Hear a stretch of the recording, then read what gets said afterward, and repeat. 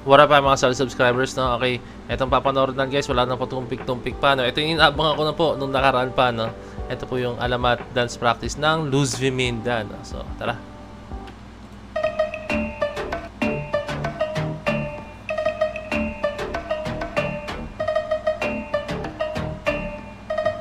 Iba kulay ng buhok ni Joe dito, ha? Ika-30 ng Enero, Merkulis at alas 9 ng umaga ng luwal. Yung dapat ay 14 ng Pebrero, araw yun ng mga puso, kaso para pala yun sa alaman. Ayaw nga na paaga, kasi nilang sa gato, lumaki sa kastel, sa balikat ko. Kung magsipag sa letra ng pabatig ang ngayon, dala ko yan, ako'y mananatili na laging gusto. Kinahingan, masalat ang halian at saka hapunan, patay ka pedo sa mikropono hanggang sa pitan. Nirman ng araw pero di pa rin natitigilan, di pa na ako kung yung pipigilan. Amo na, adi na, para tiri magbida. Klaro bakit pabigkas ng letra, walang aksaya. So habing mga tula, makikita na mata, nagpapagang salita. Gusto ko yung smooth, tas dugdug, bigla naging suabe yung galaw, no? So yan guys, yung mga texture kabisado na nila, no? So makikita nyo guys sa choreography nila na biglang dugdug and then biglang magiging yung galaw nila biglang babali, biglang ng mga soft movements, so babali sila ng slow movements, so na-control talaga, no? So okay, ganda ng texture ng choreography nila. Bida, klaro bawat pabigkas ng letra, walang aksaya. So habing mga tula, makikita na mata, nagpapagang salita, di ba halata. That's Succession, ganyan. Makikita na mata, nagpapagang salita. So siya yung una, tapos bilang sumunod yung mata sa likod. Clever nun, ha? Nagpapagang salita, di ba halata. Akala ko nagkamali siya, yung pala hindi. Talagang sabay-sabay pala talaga sila. Ang angas gag.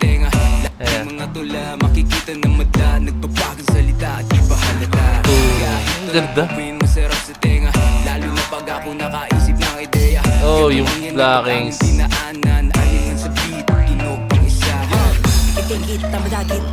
Ayan, let's go, Tomas.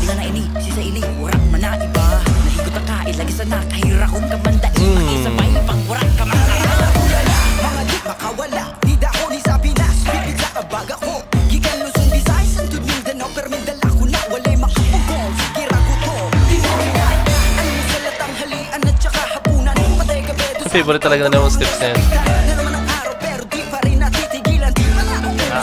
Monastery, grabe yung monastery nila guys dun. Hindi siya literal na monastery lang na isang angle. Talagang baba and then naangat. Yun, iba yung level niya. Yung siya mga hindi nakala monastery yung tawag sa galaw na to. Yung mga ganyan-ganyan.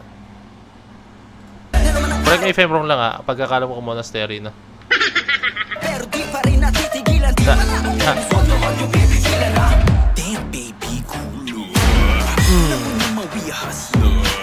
Hindi naman to basta-basta, pero kung ingit ka naman baby, down show praise God.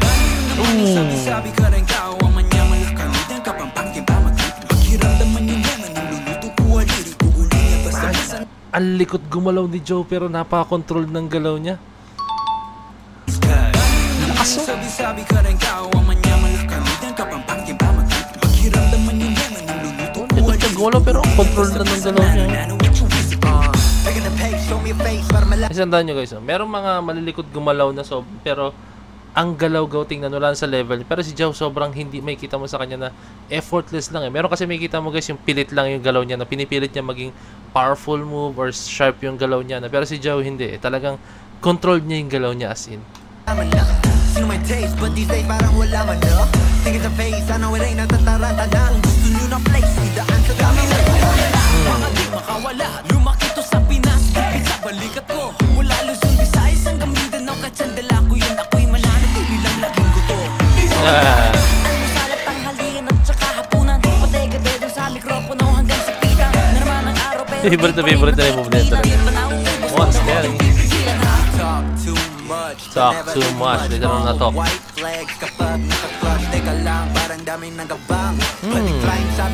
Ganda na. So yung kamay niya, kung saan napupunta yung kamay niya, doon napupunta yung ulo ng mga nasa likod or nasa paligid. Ayan, yung katasin yung kamay niya.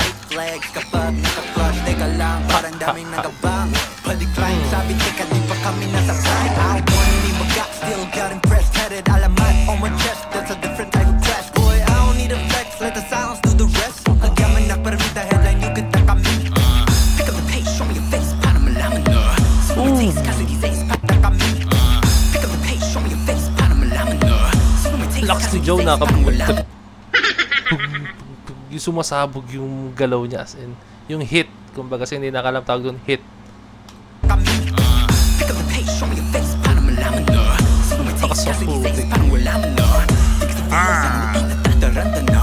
At saka yung lock niya yung pag-lock niya lag-lock niya ng galaw, guys.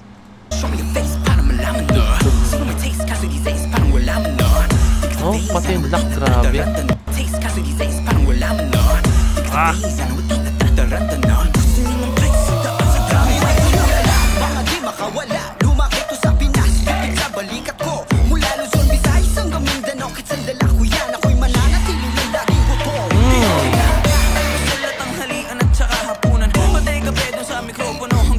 Hey, sinasabi ko doon. Siya yung nagkontrol. Sumulpot siya ng ganun bigla. Parang kinontrol niya yung movement. Hey!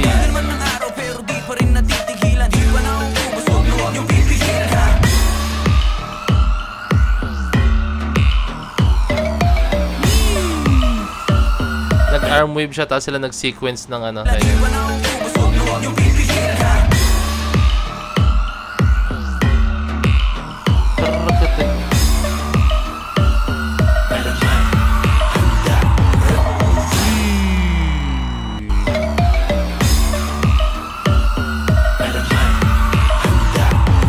Nag-sign sila ng alamat. Alamat. Ha! Okay.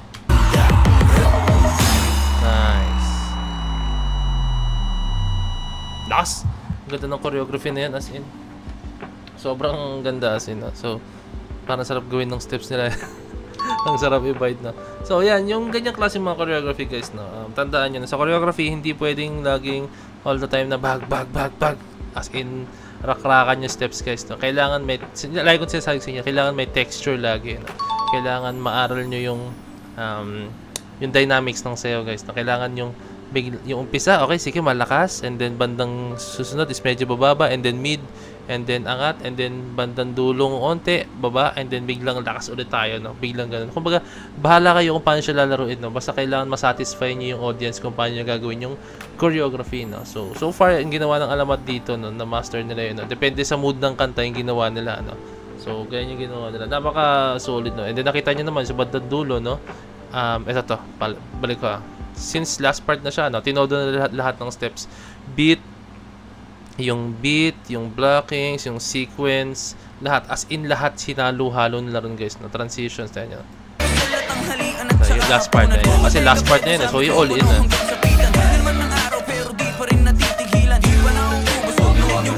Ayan na. Okay.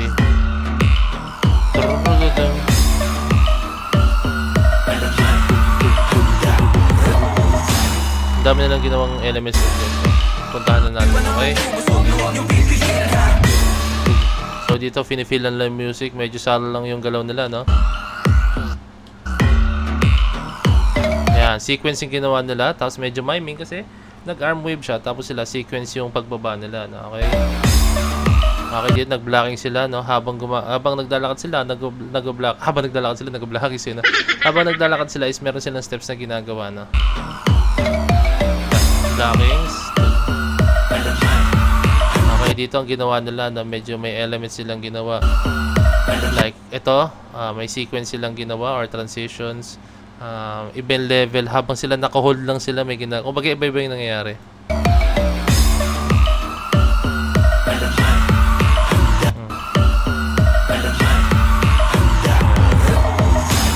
Then, bagsak sila ng sabay-sabay, no? So, in-all-in nila sa last part. So, yun, yung sinasabi ko sa inyo, no? Kung sa umpisa medyo kalmado yung ginawa nila, or hindi naman to na po yung super kalmado, no? Pero medyo kalmado, pero biglang iba-iba talaga yung texture, dynamics ng galaw nila talaga, no? So, yun lang. Very big shoutout syempre sa alamat and then sa choreographer neto, no? Nabalita ko nga, guys, no? Na isa si Joe sa nag-choreograph neto, no? So, very big shoutout kay Joe, no? Galing, sobrang solid. So, ayun lang, guys. Kung may request pa kayo, kindly comment down below, no? Or message nyo ako sa Facebook page na Point to Face, no? And kindly leave a like, subscribe, and kindly ring the notification bell para alam nyo po pag ako nag-release ng bagong video, no? So, this is Point to Face signing out. Peace. Let's see.